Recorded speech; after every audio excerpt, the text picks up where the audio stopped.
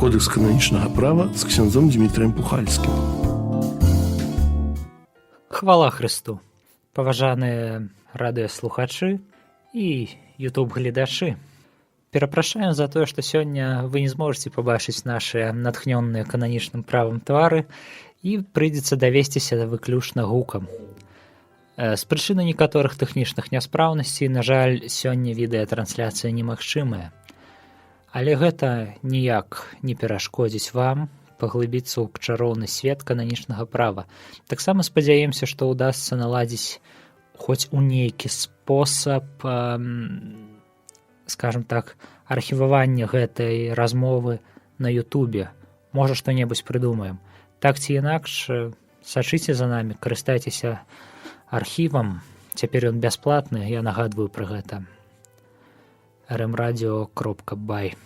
Ну, а я перадаю слово ксяндзу-каноніку Дмітрыю Пухальскаму, канцлеру курыі Мінска-Магілёўскай архідыяцэзіі. Ксяндз Дмітрый, хвала Христу. Хвала навекі. Таксама шчыра ўсіх вітаю, нашых радыёслухачоў і ютуб-гледачоў. Вось і сёння мы пачнем, можа, трошкі новую тэму, новую якім значэнні.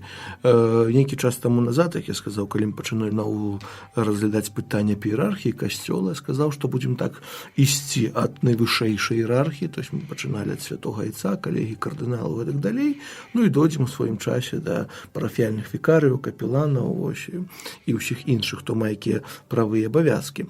Дык вось нагадаю, што ў мінулай перадачы мы закончылі, па сутнасці закончылі нашы разважанні аб рымскай курыі, да, казалі, што это такое, паглядзелі на вельмі розныя дыкастэрыі, які яны так і называюцца дыкастэрыі, кангрэгацыі, папскія рады, трыбуналы, нават па швейцарскую гвардыю з аптэкай таксама успомнілі. Ну, так. Вось, усё тое, чым жыве апостольская сталіца. І сёння ўжо пераходзім на іншы ўзровень трошкі ніжэйшы, але ўзровень, скажам, можа, больш бліжэйшы да кожнага з нас, бо, вядома, апостольская сталіца далёка, ось, але мы жывём на канкрэтных тэрыторыях, жывём у канкрэтных парафіях і больш таго, у канкрэтных дыяцэзіях. Вось. І сёння мы пачынаем гаворку аб тым, што называецца мясцовы касцёл. Можа, такое спалучэнне слоў даволі часта гучыць, можа, і ў казаннях нашых іерархаў, іх навучанні паўсюдным, якое ёсць, якія маюць абавязак праводзіць мясцовае. Аб гэтым таксама некалі, можа, будзем казаць, калі будзем трэцюю кнігу разважаць кананічнага права. Вось, але такое словазлучэнне мясцовы касцёл вельмі важна разумець, што это такое. Бо часцей за ўсё можа пад мясцовы касцёл, то наш касцёл мясцовы, але канкрэтна што нахопліваюць? Парафію, ці дэканат, ці дыяцэзію, ці ўсю Беларусь, ці яшчэ вось тут былы Савецкі Саюз, ці што? Якое пытанне? Так, фактычна будзем займацца сёння такой трошку эклезіялогіяй кананічнай. Можна, але гэта немнога будзе сапраўды. Тут вельмі важна памятаць, што менавіта гаворыцца пад, што касцёл, што права разумее пад гэтым тэрмінам мясцовыя касцёлы. Спачатку зачытаю канон 368, канон падставовы гэтай справе. Заўсёды на экзаменах семінарыстам патрабую, каб яны яго амаль на памяць ведалі, бо гэта, па сутнасці, аснова таго, што мы гаворым пра мясцовыя касцёлы. Да? Мясцовыя касцёлы, у якіх існуе адзіны каталіцкі касцёл, так, гэта перадусім дыяцэзіі, да якіх, калі не ўстаноўлена іншае, прыраўніваюцца тэрытарыяльная прэлатура, тэрытарыяльнае абацтва, апостальскі вікарыят, апостальская прэфектура, а таксама апостальская адміністратура, заснаваная на стала. Да, то есть мы бачым... Ці бывает заснавалая на стала апостальская адміністратура? Так, бывает, мы праіскажам, так, бываюць заснаваная стала. Пра кожны з гэтых адзінак мы сёння пагаворым трошкі. Вось, але самага пачатку, на што трэба звярнуць увагу, што ў мясцовым касцёле існуе і трывае адзіны каталіцкі касцёл. Ну, так. Да, то есть это, напэўна, рэч разумелая, то, што вы сказалі у кананічнай эклезіялогіі, такі прыгожы тэрмін, якого па сутнасці не існуе, але добра, хай будзе прыдуманае, можа некалі... Неалагізмы ствараем тут. Можа, і неалагізмы ствараем, да? Бо трэба разумець і памяці, што ў кожным мясцовым касцёле, у кожнай дыяцэзіі ёсць і трывае адзіны святы каталіцкі апостальскі касцёл, веру у які мы вызнаём, кожную нядзелю падчас святой мшы і кожны раз, калі чытаем вызнанне веры. Да, то есть это, каб мы не думали, што касцёл адзін складаецца з многіх дыяцэзій, як мазаіка, да, ўсё склалі, атрымаўся адзін касцёл. Не, касцёл трывае менавіта ў кожнай дыяцэзіі, праз паслугу кожнага біскупа, праз паслугу кожнага, яны, можа такое слово зноў неалагізм, рэпрэзентуюць увесь касцёл, але рэпрэзентуюць у якім значэнні, што ў іх служэнні трывае гэты касцёл. Гэта вельмі прыгожа, чамусьці мне навеявае некае трынітарнае багасловие, што фактычна ў кожнай з асоб ёсць поўны Бог. Так і у нас у кожным мясцовым касцёле. Так, што можа такую аналогію можна правесці. Нешта мы далёка зышлі з аналогіямі, вяртаемся да права. Але сапраўды, да? І мы бачым, што перадусім вось далей выменьвае гэтыя структурныя адзінкі, скажем так. Перадусім это дыяцэзі. Я думаю, на гэтым варта застанавіцца, бо у большасці, напэўна, 90, если не 99,9, то добрых 95% усіх, скажем так, структурных адзінак касцёла, то есть мясцовы касцёл, то ўсё-такі дыяцэзі. Так. Бо гэта нармальная адзінка функцыянавання касцёла. Усе іншыя, яны, скажем, такія трошкі надзвычайны, можа, экзатычнай, да і дойдзем скажу. Да? Але нармальная адзінка функцыянавання касцёла – это дыяцэзія. Што такое дыяцэзія? Наступны канон пра гэта гаворыць. Гэта частка Божага народа, давераная пастарскай апецы біскупа у супрацоўніцтве з прэзбітэрыем. Каб яна, трымаючыся свайго пастара і сабраная ім у святым духам праз Евангелі і Еўхарыстыю, утварала мясцовы касцёл, у якім сапраўды прабывае і дзейнічае адзіны святы каталіцкі і апостальскі касцёл Христовы. Па сутнасці паўтараецца тое, што мы казалі. І робім адразу выснову з самога вызначэння, што ў адной дыяцэзіі можа быць толькі адзін біскуп. Так. Да гэта пра біскупа можна наступна, але то есть бачым, што гэта перадусім частка Божага народа. Частка Божага народа часцей за ўсё акрэсленая тэрытарыяльна. Так? А ці хіба бываюць дыяцэзіі? Але бываюць дыяцэзіі таксама персанальныя. Бываюць дыяцэзіі персанальныя. Напрыклад, вельмі такі просты прыклад – гэта вайсковыя дыяцэзіі. У нас іх няма, але ўзяць Заходнюю Еўропу, Польшча, Італія, Аўстрыя, Германія, там ёсць дыяцэзіі вайсковыя, ваенныя дыяцэзіі, куды належаць, то есть яна тэрыторыю займае ўсёй краіны, але да гэтай дыяцэзіі належаць тыя, хто служыць у войску, напрыклад, іх сем'і, тыя, хто працуюць. Значыць, яны маюць свайго ўласнага біскупа? Так, маюць свайго ўласнага біскупа, і тады ўжо, канешне, там юрысдыкцыя, скажем так, персанальная. А гэта заўжды звязана з прафесіямі ці? Не, могуць быць звязана з нацыянальнасцямі, напрыклад. Груба кажучы, цыганская дыяцэзія, умоўна кажучы? Груба кажучы, так. Бо, напрыклад, астатні раз датычыць усходніх касцёлаў, але вельмі многа дыяцэзій украінцаў арганізаваных, украінскіх арганізаваных у Заходняй Еўропе. Астатні ў Італіі арганізавана некалькі месяцаў. Гэта, як сказаць, у складзе УГКЦ, фактычна. Так. Але яны, таксама, як украінцы, якія пражываюць на тэрыторыі гэтых краінаў, яны належаць да гэтых дыяцэзій персанальна. Вельмі цікава. Але часцей за ўсё это ўсё-такі, зноў-такі ў 90, можа не 9, а 95% выпадкаў ўсё-такі дыяцэзія – гэта частка Божага народа, акрэслена тэрытарыяльна. Ці ёсць інтэрнацыянальныя дыяцэзіі?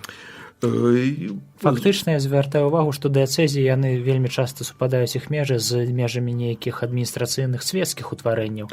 Ці можа дыяцэзія займаць у нас на сённяшні дзень у 21 стагоддзі тэрыторыю адразу дзвюх краін, напрыклад? Значыць, скажу так, што калі гаворка пра дыяцэзію, тут ужо кананічнае права саступае месца дыпламатыі трохі і іншым рэчам, то есть і дзяржаўны сакратарыят Ватыкану цяпер, палітыка святой сталіцы такая, каб усё ж такі дыяцэзіі не выходзілі за межы дзяржаў. І гэта была цікавая сітуацыя, напрыклад, калі ўжо будзем гаварыць пра дыяцэзіі, можа зараз скажам, сітуацыя, якая існавала на тэрыторыі былога Савецкага Саюза. Паглядзім, была дыяцэзія пінская, так, была дыяцэзія віленская. Перад 39 годам, ясна, пасля палітычных выдарэнняў, якія адбыліся ў 39 годзе, частка пінскай дыяцэзіі засталася ў Савецкім Саюзе, частка пінскай дыяцэзіі засталася ў Польшчы. І па сутнасці гэта сітуацыя трывала да пачатку 90-х гадоў. То бок ніхто не скасоўваў межы дыяцэзіі, ўсё так і межы існавала. дыяцэзіі яны так існавалі, толькі фактычна было так, што ў Пінску быў генеральны вікарый, ён так называўся, святой памяці цяпер ужо кардынал Казімір Свёнтак, так, ён быў генеральны вікарый пінскай дыяцэзіі з гэтага боку. А можна адразу пытанне? Хаця мы разбіралі духоўных асоб, па-мойму, і біскупаў, і святароў, і дыяканаў, так разбіралі яшчэ з ксяндзом Александром. Як адбываецца ў такіх сітуацыях сакрамент пасвячэння? Вось это была праблема. Ці мае біскуп права дэлегаваць не біскупу? Напэўна, не. Не, бо это ўлада сакраментальная. То бок яна прывязана да фізічнай асобы. Так, то есть яна павінен быць, то есть сакрамент пасвячэння можа ўдзяліць біскуп, які сам мае біскупскае пасвячэнне, да? Але ў вялікі чацвер можа некаму дэлегаваць, каб ці там касцёл пасвяціць можа святар. Біскуп можа дэлегаваць. Не, ну менавіта пасвячэнне даць святарскае. Святарскае не, таму што гэта ўлада сакраментальная. Гэта ўжо не ўлада кіравання, толькі ўлада сакраментальная. А дзе сядзеў біскуп пінскай дыяцэзіі ў гэты час? Ну, яго па сутнасці не было, як яго не такога было. біскупа пінскай дыяцэзіі, вось астатнія, але ён быў у Драгічыне, з польскага боку ёсць такі. І вельмі доўга, вось нават у Польшчы, не называлась дыяцэзія Драгічынская, толькі дыяцэзія ў Драгічыне, таксама у Беластоку, это была Віленская, і ў Пшемысле, это была Львоўская. Вось усюды былі такія сітуацыі, не вырашаны дыпламатычна, вось так яно трывала 50 Але Польшчы. біскупа не было фактычна ні ў адной з трох дыяцэзій? Не, з таго боку быў біскуп, толькі ён называўся Драгічынскі, ну і па сутнасці юрысдыкцыю за межы Савецкага Саюза яго не было. Ну, але гэта не зусім кананічна, Так, але это... можа дыпламатычна. Так, это была такая сітуацыя вельмі. І я некалі цікавіўся гэтым, то кіну дакумент, майже час будзе знайду некалі, бо наогул, калі кажам пра кананічную сітуацыю ў былым Савецкім Саюзе, она вельмі цікавая. З таго пункту гледжання это варта даследаваць, як это ўсё адбывалася, бо некаторыя паўнамоцтвы меў, я чытаў у адным месцы, кардынал Стэфан Вышынскі меў, то есть прымас Польшчы меў пэўныя паўнамоцтвы на тэрыторыю Савецкага Саюза. Вось. Некаторыя паўнамоцтвы былі так, што той біскуп, які святар тут працаваў, ягоны біскуп, значыць той, хто яго свенціў, да кого не кардынаваны, таксама меў нейкую, наколькі гэта ўсё было. То есть дакументах, каб знайсці, гэта было б сапраўды вельмі цікава. І тут вось мне яшчэ пытанне задавалі недавно, звязанае ўжо з такой сітуацыяй савецкай. Можа быць, вы ведаеце, я не ведаю, хто яшчэ можа такое ведаць. Фактычна, калі чытаеш пра літургічнае адзенне, то біскуп павінен хадзіць у сутане фіялетавага колеру. А у нас чамусьці больш у модзе, калі біскуп ходзіць, скажем так, у чорнай сутане з фіялетавымі гузікамі, што ў прынцыпе павінна належаць да ксяндза-каноніка ўсё ж такі.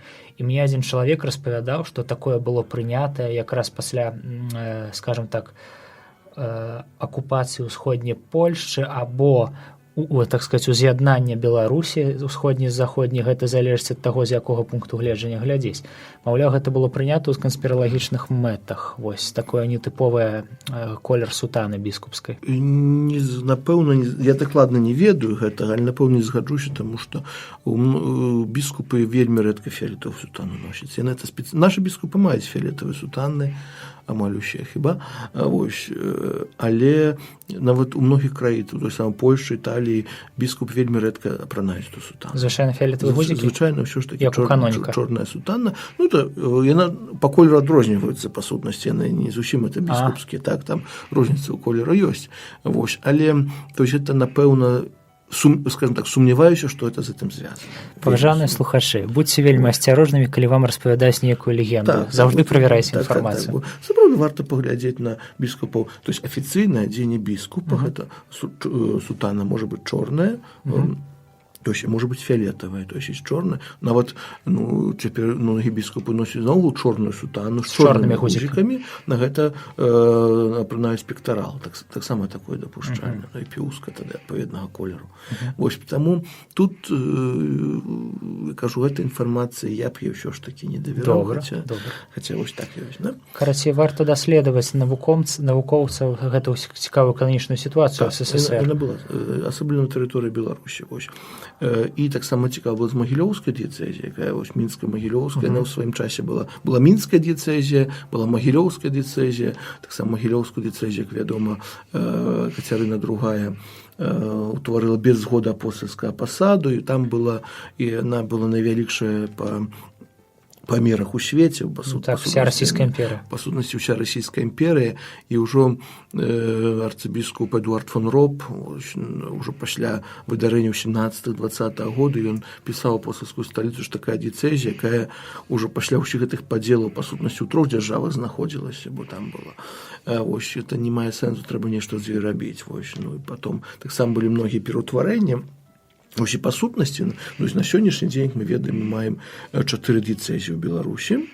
Вось, 3 з іх было заснаваныя ўжо ў 1991 годзе, калі святы Ян Павел II аднавіў структуры каталіцкага касцёла ў Беларусі. Вось, да, то есть мінска-магілёўская архідыецэзія, у якую уваходзіла першапачаткова мінская, магілёўская і віцебская вобласці. Вось. Так. Я думаю, цікаво. Так, мінская, магілёўская, віцебская, была пінская дыцэзія, брэсцкая, гомельская вобласць і гродзенская дыцэзія, гродзенская вобласць. І ўжо ў 1999 годзе, да, то есть праз 8 гадоў, з мінска-магілёўскай была асобна вылучана віцебская дыцэзія. Вось, на сённяшні дзень дыцэзія 4. І фактычна новаўтвораныя былі гродзенская, мінска-магілёўская, віцебская, але пінская, яна як бы не скасоўвалася нікім. Так, яна не скасовалася. Хіба што межы змянілі. Змяніліся межы, чаму то, што мы ўжо ўспаміналі, сёння волей святога пасаду было тое, што гэтыя дыецэзіі павінны быць у межах абласцей. Якія ёсць, да, калі гэта пінская, то там брэсцкая і гомельская вобласць, і такім чынам Новагрудак і Нясвішак, напрыклад, такія найбольш вядомыя, скажем, парафіі, якія знаходзіліся ў пінскай дыцэзіі пасля 91 года, то есть Нясвіш стаў мінска-магілёўскі, Новагрудак стаў гродзенскі. Ой, там вельмі цікава. У мяне жонка з вёскі Ляхавіцкага раёна на мяжы з Клецкім, то бок гэта мяжа дзвюх абласцей і дзвюх дыецэзій. І калі ты едзеш на імшу ў Клецк, ці едзеш на імшу ў Ляхавіч, ты нібыта трапляеш у 2 розных светы. Зусім розныя традыцыі, перавагі моўныя нават адрозніваюцца. І гэта праяўляецца так вельмі ярка. Ну, так ці інакш, гэта воля апостальскага пасада, якія межы ў дыецэзіі павінны быць. Так, і поэтому, напрыклад, то, што мы кажам, мясцовы касцёл дыецэзіі, да, поэтому яго называецца мясцовым касцёлам, бо сапраўды дыецэзія ёсць. Дыецэзіяй кіруе біскуп. Натуральна, што там можа быць розныя правы ў гэтай дыецэзіі, партыкулярнае права рознае, нейкія розныя свае традыцыі. Да. Можа, часамі сапраўды яны, ну, гістарычна так не было, ну, але, на жаль, гістарычную праўду ўсюды мы не можам устанавіць цяпер. Да? То есть, як было, нейкія традыцыі. Ёсць часамі ад вёскі да вёскі адрозніваюцца многія традыцыі. Там 3 кіламетры ад вёскі ўжо зусім іншае. Так? Поэтому, але в дыецэзіі так ёсць. Да? То есть, на сённяшні дзень наш дыецэзій 4. Вось яны, ну, скажем так, даволі маладыя, хаця гістарычная магілёўская архідыецэзія таксама у пэўным сэнсе вельмі малую частку стоіць. Тым больш, што біскуп магілёўскі па сутнасці ў Петербургу ў сваім часе быў. Вось, ну, але это ўжо была, ўжо не будзем эту гісторыю хаіць, она таксама вельмі такая складаная, балючая, нават не хочется сказаць слова цікавая, бо сапраўды балючая гісторыя магілёўскай архідыецэзіі. Вось, ну, але вяртаемся да нашых пытанняў. Ці кожная дыецэзія мае курыю? Так, пра курыю таксама будзем у наступных перадачах казаць, бо курыя гэта орган, які дапамагае біскупу кіраваць дыецэзіяй.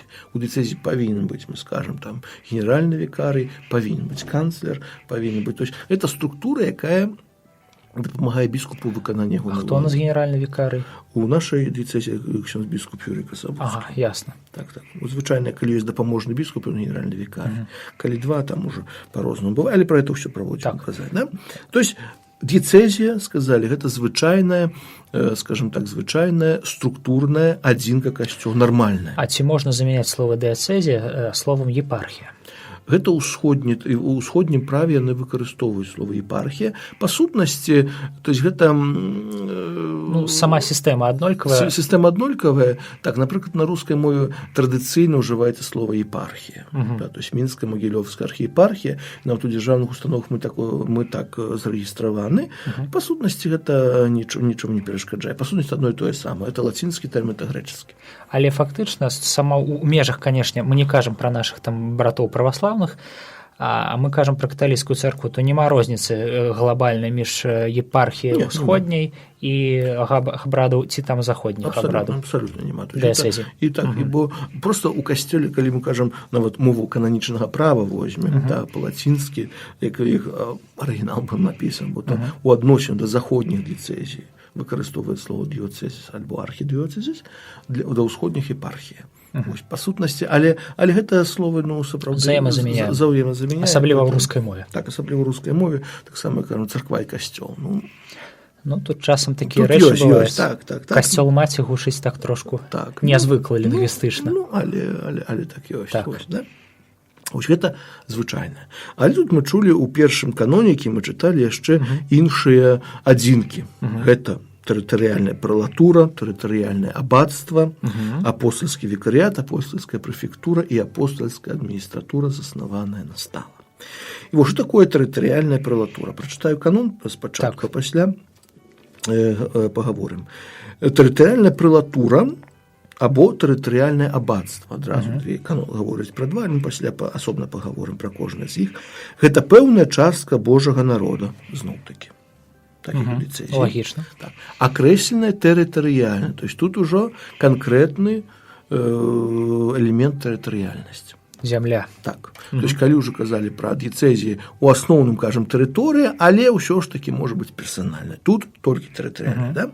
Апека аб якой з-за спецыяльных абставінаў, то бок гэта надзвычайнае, ўсё акрамя дыяцэзіі. Даручаецца пэўнаму прэлату або абату, каб кіраваў ёй падобна біскупу ў якасці свайго пастара. То есть, каб кіраваў падобна біскупу ў якасці свайго пастара. Значыць, адразу вынікае лагічнае пытанне. Ці павінен гэты прэлат ці абат мець біскупскае сакраментальнае пасвячэнне? Фармальна не павінен. Не павінен. Толькі, цяпер можа па асобнасці пра тэрытарыяльныя прэлатуры, тэрытарыяльныя прэлатуры спачатку, так? Так, гэта адзінка касцёльная, якую узначальвае прэлат. А прэлат гэта, даруйся мне, дурному? Толькі тут ужо трэба, скажем так, адрозніваць, бо прэлатам можа многа каго назваць. З аднаго боку прэлат гэта ганаровае званне ў касцёле, ганаровы прэлат яго святасці. То, што мы называем папскі прэлат, у нас в дыяцэзіі ёсць два такіх прэлаты, напрыклад, так? Вось гэта чыста ганаровы тытул, які святары за нейкія свае заслугі атрымоўваюць ад святога айца. Таксама прэлаты могуць быць у некаторых дыяцэзіі дэцызіяльныя. Біскуп можа устанаўліваць на моц дэцызіяльнага права, ці гэта члены капітулу канонікаў могуць быць прэлатамі, тут сваё ўжо права ў кожнай дыяцэзіі можа быць рознае. Але тут гаворка ідзе пра прэлата, які кіруе тэрытарыяльнай адзінкай, якая называецца тэрытарыяльная прэлатура. І хто гэта? Гэта, большасці, это, конечно, біскуп, скажем так, але яны не павінны быць біскупамі. Не абавязкова. Не абавязкова, але магчыма. І на сённяшні дзень існуе, я лічыў, каля, можа, 40 такіх тэрытарыяльных прэлатур у свеце, то есть немного. Часцей за ўсё это тэрыторыі в Еўропе трохі заходняй ёсць, але ёсць у Лацінскай Амерыцы, вось такія тэрыторыі, па нейкіх прычынах яны. Прычыны якія? Палітычныя? Дыпламатычныя? Дыпламатычна-палітычныя, часцей за ўсё, або гістарычныя таксама. Тут вось была такая сітуацыя, у нейкі прэлат, біскуп, можа, яго не хацелі рабіць, ну такая сітуацыя ёсць. Цяпер апостальскі пасад вельмі асцярожна арганізоўвае новыя тэрытарыяльныя. Але старыя не скасовыя. Старыя не скасовыя. Пасля яны ёсць, яны ёсць. А ў рамках прэлатуры рукапакладае прэлат, калі ён з'яўляецца біскупам? Так, калі ён з'яўляецца біскупам, тады сакраменту, то самае, што мы казалі. Калі ён з'яўляецца біскупам, ён можа. Калі не, шукай іншага біскупа. З прэлатурай больш-менш ясна, хаця не дужа. Але зразумела, што гэта сітуацыі рэдкія, і іх ужо не дапускае святы пасад. Амаль што не. А што наконт абатаў? Абатаў? Гэта яшчэ радзейшых, хіба што 11 засталося тэрытарыяльных абацтваў. З чым яны звязаны? Тут уже сітуацыя больш гістарычная. Былі кляштары, вялікія кляштары. І абат тых кляштараў, ён меў уладу не толькі над манахамі, які пражывалі ў кляштары, таксама на тых землях, до кляштару землю много належала. Таксама жылі людзі. Гэта было калі? Даўно? Даўно. Але і гістарычна гэтыя землі не належалі ніякай дыяцэзіі, гэта былі землі кляштараў. І абат, ён зноў-такі быў у якасці ўжо ардынарыя, то есть біскупа для гэтых тэрыторый. І найчасцей меў біскупскае пасвячэнне? Абат как раз не.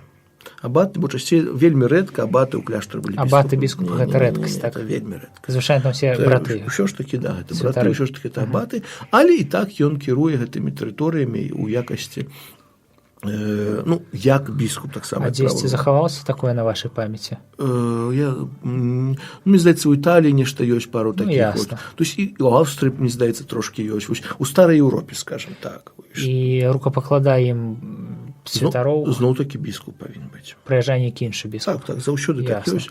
Таксама як у кляштарах. У кляштарах сваіх біскупаў часцей за ўсё няма. Так, це правда. У кляштарах сваіх біскупаў няма, там нейкага біскупа запрашаюць. Цікава. То есть, понятно, яны ўжо рыхтуюць чалавека да пасвячэння, поўнасцю адказваюць за ягоную інфармацыю, поўнасцю адказваюць то, чи ён годны, чи не годны для таго, каб прыняць эту функцыю. Але ўжо сам сакрамент пасвячэння на падставе так званых дэмісарыйных лістоў, пра гэта мы некалі казалі з князём Александром, уже самого пасвячэння удзяляе нейкі біскуп. Любы біскуп. Але ардынарыямі з'яўляюцца ў дадзеным выпадку адпаведна прылад і абат, то бок яны маюць такую уладу адміністрацыйную. Як біскупа, падобны дэцызіяльнаму біскупу ў якасці яе ўласнага пастора. І дазвол наконт хросту і ці там вянчання трэба прасіць у іх формально. Так. Усё, што фармальна, то есть амаль усё, што ёсць, яны просто, то есть яны як дэцызіяльны біскуп, яны гэта робяць. І што ў нас далей ідзе? Далей апостальскі вікарыят, апостальская прэфектура. Гэта чарговыя адзінкі. Больш за ўсё яны, канешне, распаўсюджаны на місійных тэрыторыях, дзе па нейкіх прычынах яшчэ не існуюць нармальныя касцёлы. Напрыклад, і вось канон 371, параграф 1.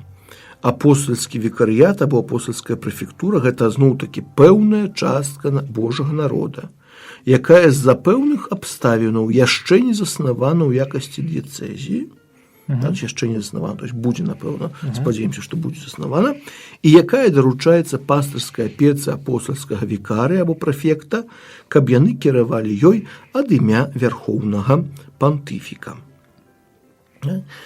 Якая розніца між апостальскім вікарыем і апостальскім прэфектам? Невялікая. Часцей за ўсё вікарыятам часцей за ўсё кіруе вікар, які з'яўляецца біскупам, прэфект часцей за ўсё біскупам не з'яўляецца. То есть такая вось, але гэта таксама больш гістарычна. Так, гэта так, нават не то, што гістарычна, то есть такая нават палітычна-дыпламатычная справа, скажам больш, бо ўсё ж такі апостальскія прэфектуры і вікарыяты засноўваюцца на тэрыторыях місійных, дзе касцёл яшчэ новы, дзе касцёл яшчэ сапраўды. Можа, пэўным такім аналагам апостальскага вікарыята менавіта з'яўляецца экзархат ва ўсходніх касцёлах. Так. Это аналог вікарыяту апостальскага. Напэўна. Так, про это так. Аналогію праводзіць, так яно ёсць. То есть яны кіруюць ад імя, то есть ад імя вярхоўнага пантыфіка. То есть па сутнасці галоўным пастрам на гэтых тэрыторыях, у адрозненні тэрытарыяльных абацтваў, дзе тыя ў якасці біскупа кіруюць, тут ўсё ж такі апостальскі прэфект і вікарый кіруюць ад імя вярхоўнага пантыфіка. Бо фактычна, калі так груба сказаць, іх ардынары гэта сам папа. Па сутнасці так. Поэтому заўсёды пытанне паўнамоцтва, якія яны маюць. З аднаго боку, яно як бы больш шырокія паўнамоцтвы дае, калі так вось паглядзець проста з пункту гледжання таго, хто кіруе. Але з іншага боку, ясна, што статус такі больш слабенькі. Ці многа такіх адзінак цяпер у свеце? Вікарыятаў каля сотні, напэўна, апостальскіх прэфектураў каля 40, часцей за ўсё Кітай. Я яшчэ вось хацеў спытаць, колькі дыяцэзій прыкладна ў свеце? Шукаў я гэту інфармацыю, шчыра скажу, не знайшоў. Напэўна, скажем так, цяжка мне сказаць. 5000 больш? Думаю, не, трошки менш усё ж такі. Ёсць такі сайт Catholic Hierarchy, але ён такі ненадзейны, кажуць. Не, ён упэўна надзейны, але там, па-перше, там трэба самому лічыць, там конкретно, па меншай меры, кажу, сёння часу мала меў, але залез там ёсць, там даволі актуальная інфармацыя абнаўляецца. Але яна не мае афіцыйнага статусу, гэта не ануарыо пантыфіцыі. Конечно, не афіцыйна, скажем, Вікіпедія, пэўным касцёльная Вікіпедія, так скажем, вельмі. Значыць, некалькі тысяч і дыяцэзій. Напэўна, можа, я думаю, 3-4 тысячи, так, штосьці такое будзе дыяцэзій. Вось поэтому бачым, што гэтых іншых структурных адзінак іх сапраўды не вельмі многа. Іх не вельмі многа. Вось, але яшчэ асталася адна. Можа, то, што, скажем так, блізкая да нас, у пэўным сэнсе, чаму зараз скажу. Апостальская адміністратура заснаваная на Стала.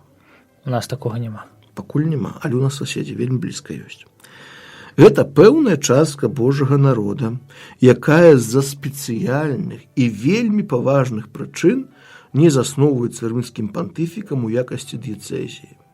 Пастырская апека над ёй даручаецца апостальскаму адміністратару, які кіруе ёй ад імя вярхоўнага пантыфіка.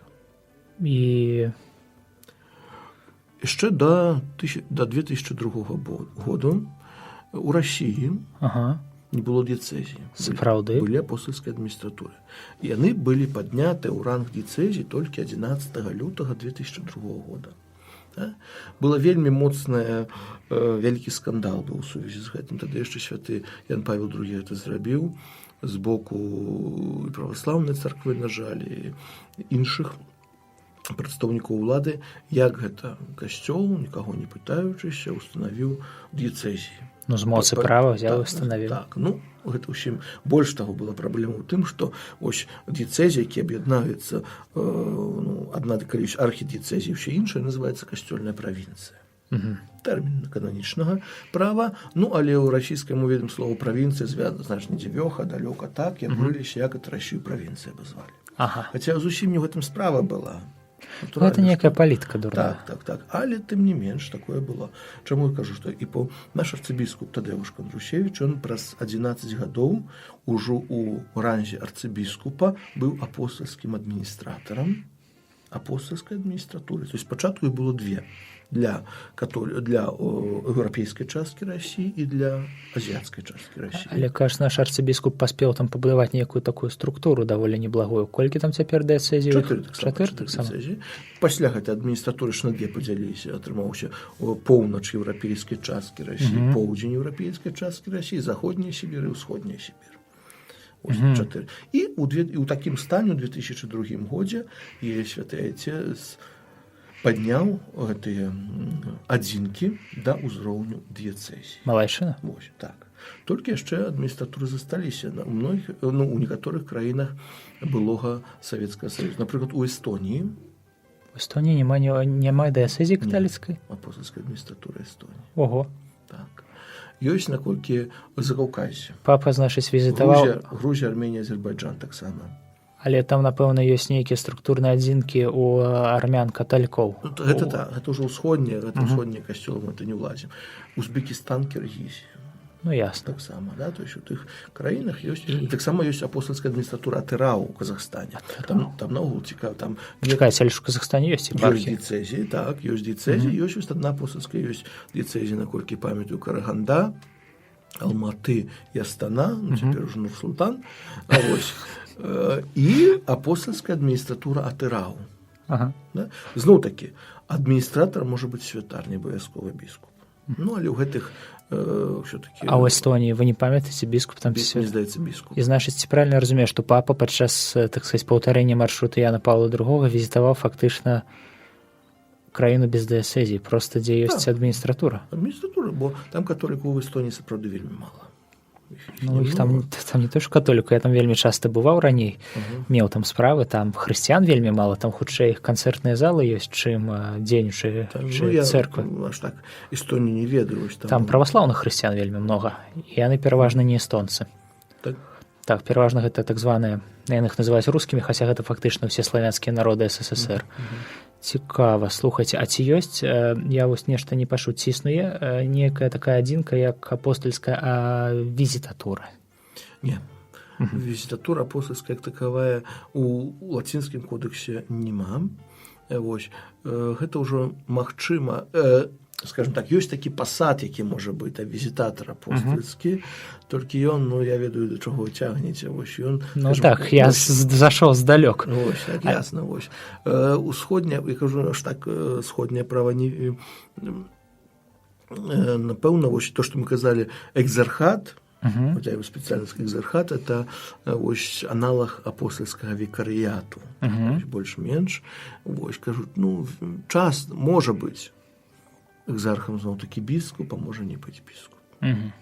Вось. Таксама візітатар, але сам факт того, што калі называецца апостольскі, да, то есть это кіруе ад імя верхоўнага пантыфіка, да, то есть сваёй структуры няма па сутнасці, то есть нармальнай дыяцэзіі няма, да, то есть кіруе нейкай адзінкай касцёльнай, да, якая мае свае пэўныя праўныя падставы, вось, кіруе ардынарый, да, то есть ардынарый мае біскупскую сакру, не мае біскупскую сакру, можа быць па-рознаму, вось, але кіруе ад імя верхоўнага пантыфіка. Але самой адзінкі ў кодексе, прынамсі, лацінскай няма. Візітатуры няма такого. Цікава. Ну, гэта так проста паразважаць, падумаць. Так, і кажу, ну, я можа ўсходні паглядзець кодексы, ўсё ж такі я чуў, што і ва ўсходнім такога няма. Не прыпомню сабе, скажем так. Ну, я нават шукаў, спецыяльна не знайшоў. Ну, гэта, значыць, сведчыць аб тым, што ёсць фактычна чалавек, які апякуецца, але структуры фактычна няма у юрыдычным сэнсе. Гэта вельмі незвычайна. Значыць, мы разабралі... там яшчэ што ёсць? Апостольская... Стала установленая. Так, то есть то, что... Бо часамі, можа быць, чаму мы пра гэта кажам? Таму што часамі, можа быць, апостольскі адміністратор установлены часова. Вось я і пытаюся, хіба яны не ўсе установленыя часова? Не, понятно, что калі стала гэта інсекуля секулярум ці як гэта? Нічого не бывае інсекуля секулярум, але часцей за ўсё, калі устанавливаецца нейкая касцёльная адзінка, то не пішацца, што на 5 гадоў устанавливаецца на 10, яна просто арганізуецца. Але фактычна адміністратура нічога не перашкодзіць, калі, напрыклад, нешта зменіцца у тым жа Кітаі, стварыць там паўнавартасныя. Таксама кажу, прыклад Расіі тут вельмі, сапраўды для нас он вельмі паказальны. То есть сапраўды былі апостольскія адміністратуры, яна была пасля узнесены на годнасці дыцэзіі, так было напісана. Ну, добра. Так само ў Казахстане было. Поэтому тут на перашкодзе, але настало ў тым сэнсе, што чаму? Таму што калі ёсць апостольскі, можа быць апостольскі адміністратар у дыяцэзіях, тады ён натуральна, што это сама па сваёй функцыі часовая. Так, напрыклад, калі кафедра біскупская становіцца вакантнай, біскуп памірае, будзе на пенсію, або пераводзіцца ў іншую дыяцэзію, нейкі час можа быць так, што не адразу святы Отец дае біскупа новага, толькі часовага адміністратара. А я вось хацеў спытаць, калі біскуп ідзе на пенсію, яму даюць некую тытулярную дыяцэзію ці не? Ён з'яўляецца біскупам эмерітус, лацінскі тэрмін, які мы тлумачым, ганаровы, можа быць так.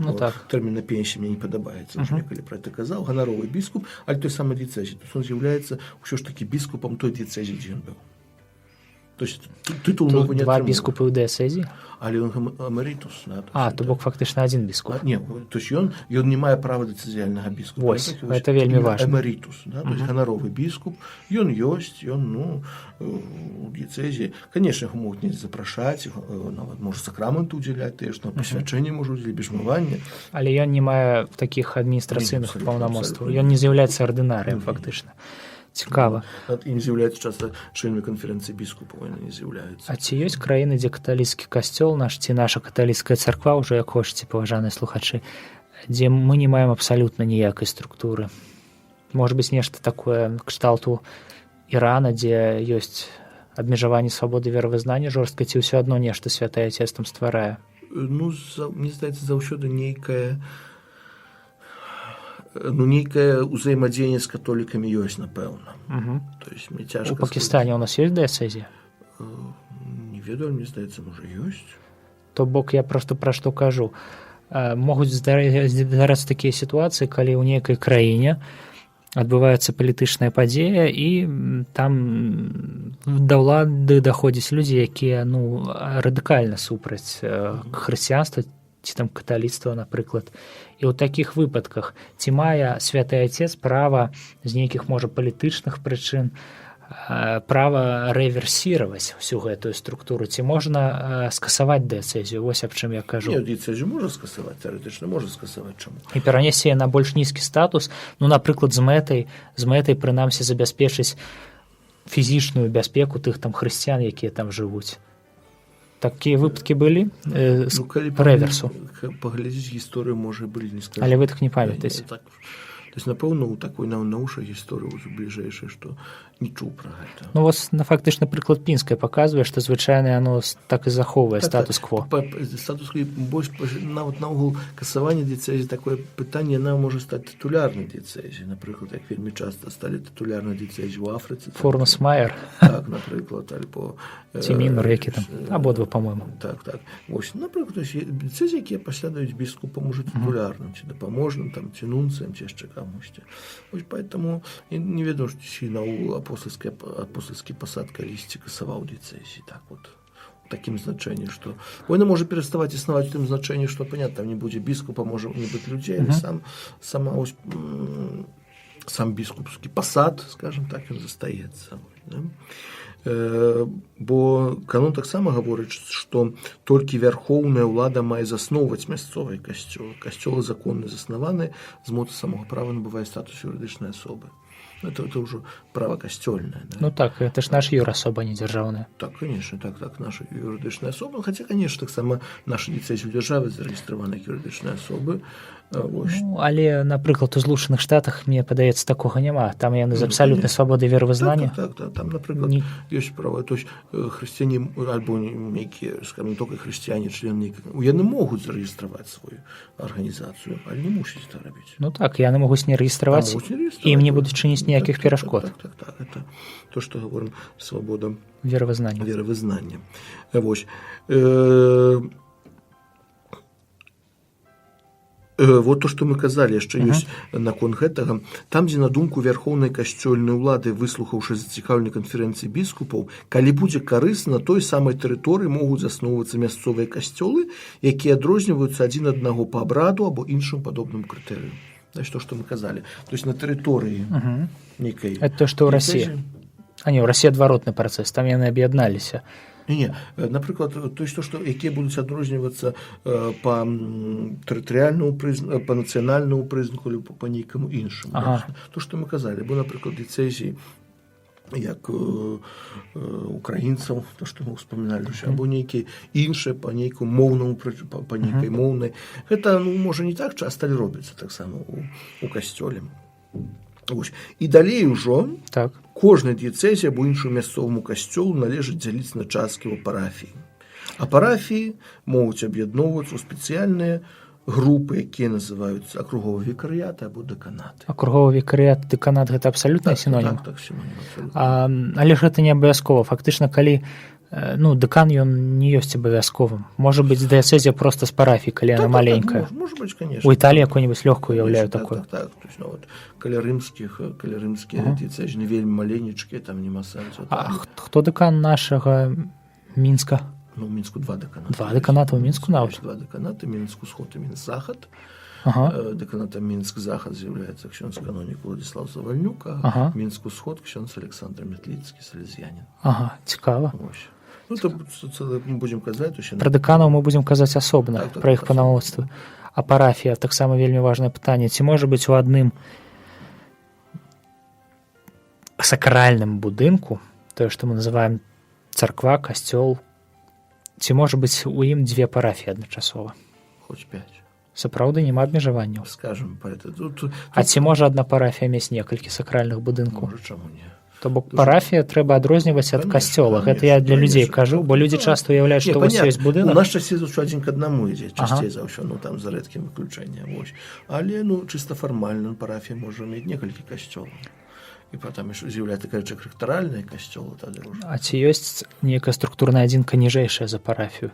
Ўжо няма. Фактычна, нават нейкія, калі на парафіі адбываюцца працэсы, то гэта ўжо па-за кананічным правам. Калі там людзі аб'ядноўваюцца ў суполачкі... Не, то суполачкі, але існуюць заўсёды ў парафіях. Это ўжо зусім іншая справа, пра гэта некалі яшчэ будзем казаць. Я думаю, эту тему сёння толькі так пачалі, можа, так трошкі сумбурна пра ўсё пагаварылі. Зато пра ўсё? Зато пра ўсё. Думаю, наступную пятніцу нашу размову працягнем. Усім дзякую. Дзякую. Вам, Ігор, дзякую. І вам дзякую. І да збачэння наступную пятніцу. З Богом. Вы слухали перадачу «Кодекс кананічнага права» з ксяндзом Дмітрием Пухальскім.